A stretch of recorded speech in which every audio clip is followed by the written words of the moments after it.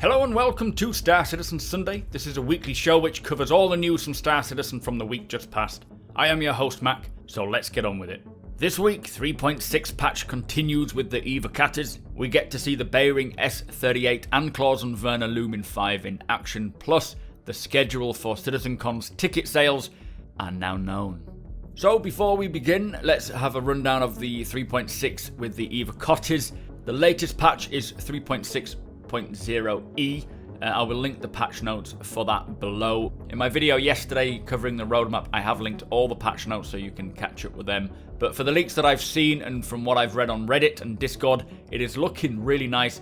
Some very good improvements. Definitely a lot of quality of life improvements. However, the Evocati group is still suffering from these 30k error crashes. But there is no news yet on when it'll go to Wave 1. As soon as it does though, I will be sure to stream it and make plenty of videos on it so you get to watch it all in all its glory. So on Inside Star Citizen this week, they kicked off looking at the weapons coming in 3.6. In particular, it was the Bering S38. This is still work in progress. It's actually now in the polishing phase on the roadmap as well. But it's a middle ground sort of handgun between the LH86 pistol and the Kastak Arms 50 caliber Coda. This fires heavier ammo at a slower rate than the LH86, but it can still hit accurately up to about 50 meters. Now I really like the LH86, it feels like a sort of versatile tactical handgun. The Coda is cool but very impractical, whereas this weapon should maybe feel somewhere in between with decent stopping power. So I'm interested to find out how this pistol is compared to the other two. On that note, I would love to know what your favourite weapons are. The next weapon we looked at was the Clausen Werner Lumin 5 SMG. Now this is a similar style to the rest of the Clausen Werner range, but with a shorter barrel and it looks a bit more compact. What's interesting, they say, about this SMG is that it's got a 3-burst fully auto fire mode, which is, they call it like a fully auto burst. This means that if you hold the trigger down, it will continuously fire 3-burst rounds without needing to release the trigger each time. Now at short range, it sounds like it'll be very useful, and they even say that at longer ranges, if you can control the bursts, you can retain the accuracy. This is kind of an interesting one. I'll have to make my mind up in-game once we get hold of it, but it could be very useful having that fire mode, as I do often forget to release the trigger in a 3-burst weapon. So if you can get used to the recoil and control that, it could be quite devastating. But on the other hand, I kind of think there's probably a reason why we don't have this option in real life. It is an energy weapon, so the recoil won't be as bad as a ballistic weapon. So, let me know your thoughts on that. It's interesting, but whether it works, we will find out. Now, the next section of Inside Star Citizen just spoke briefly about the Evocati and the PTU and what it is, who they are. So I'll just give a quick ASAP version of it. Now, the Evocati are a small group of handpicked players who play every patch and report bugs on the issue council thoroughly and a lot. They are under NDA, meaning they cannot share anything of the build. Not that all of them follow that, but if you want to be an Evocati, you need to be playing every patch as much as possible and helping track and report the bugs as much as possible. They have actually recently added 1,500 more Evocati testers, but the Evocati builds are generally extremely buggy, very unstable, which results in many crashes and is not fun, nor is it meant to be. So if it's something you're wanting to get some pleasure out of, don't commit to it. Wave 1 is the concierge and subscriber level. So concierge are those who have spent over $1,000 real cash on the game, and subscribers are those who pledge $10 to $20 each month just to help keep the content like this flowing. When it gets to Wave 1, this is more of a stress test time, getting more people into the latest build to push the servers and reveal the issues so CIG can actually fix them. Then Wave 2, 3, 4, whatever, they're just again prioritized again by who plays the most, determines who gets access, and then it'll go to live when they feel like it's more stable. But that is the rundown of what Evocati means and the PTU, which is the public test universe.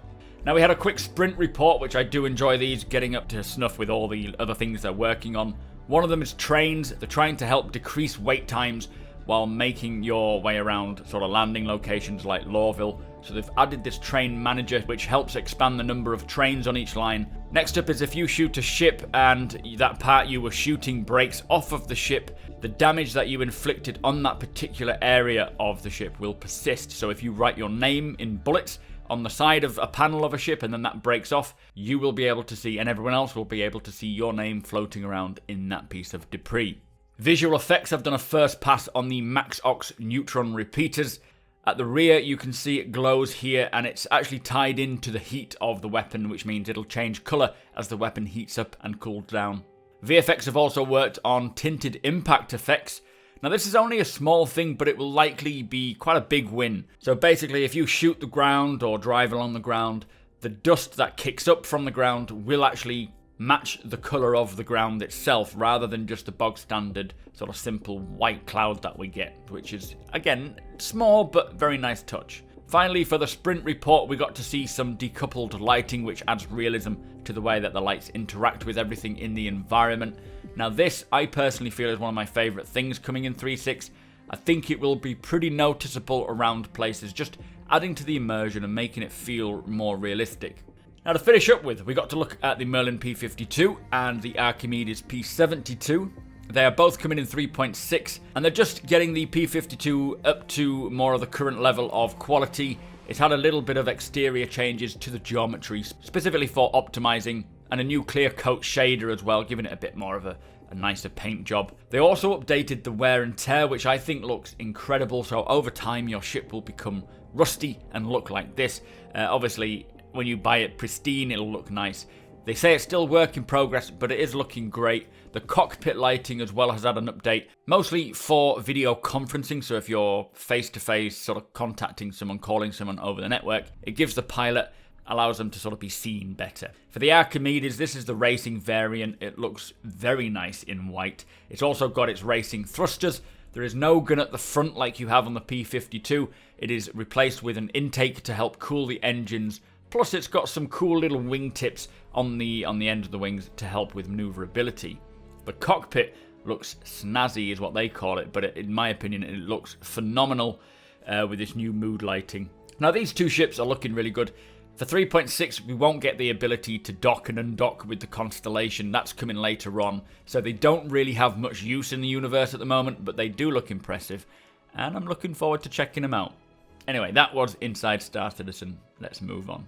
So on this week's Star Citizen Live, it was with an environmental art and props developer. They created a brand new scene in one of the back alleys of ArtCorp's Area 18. I'll play it sped up in the background so you can see how they go from nothing to where they get to the final. But you can see how they take a simple empty alley and just sort of by adding props and items, it transforms into a whole new scene which could hold a story behind it. Now they did all this within 1 hour, and mentioned that we can expect random encounters and situations like this in the future which could lead to missions and things and points of interest. So that will be very cool. I'll just leave it playing in the background for a little bit so you can see them get to the end. I now really want a full-on detective's career in the game. Whether we get it or not is debatable, but it's quite impressive how quickly they can do this. So for those of you hoping to make it to this year's Citizencon, CIG have finally released the schedule for when the tickets will go on sale. Now there's going to be 500 tickets in total. Now on Thursday, June the 27th at 6 PM UTC, which is 7 PM UK time, and 10 PM UTC, which is 11 o'clock PM, 125 concierge and subscriber only tickets will go on sale at each slot. So that's 250 tickets in total on the 27th. On Friday the 28th of June, tickets for all other backers will go on sale at the same times. It's the same amount of tickets. It is quite a challenge, to say the least, trying to get a ticket, so make sure you're ready. I will be F5ing my ass off trying to get one, so best of luck to you all. So also this week, we had a new portfolio post looking at Basilic, who are manufacturers of ship armor. Hopefully this is a little hint towards the first release of armor sometime soon. Yeah, we'll see. So that brings us to the end of the show. Thank you so much for watching. Be sure to hit that subscribe button so you don't miss a video. Hit that thumbs up if you enjoyed it, and share the video with all your friends. If you like what I do and want to help me make it better, follow the link below to my Patreon page to learn more.